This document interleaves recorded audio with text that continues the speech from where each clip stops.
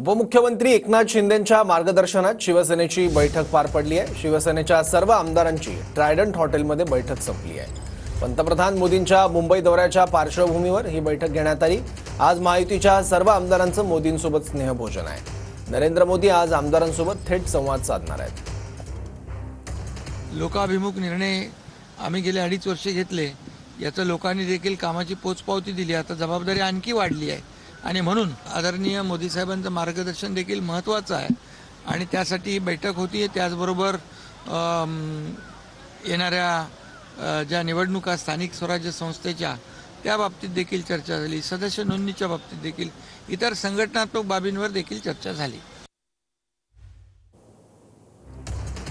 नरेंद्र आमदारांसोबत थेट संवाद साधणार आहेत। त्यापूर्वी शिवसेना एकनाथ शिंदे गटाची बैठक पार पडली।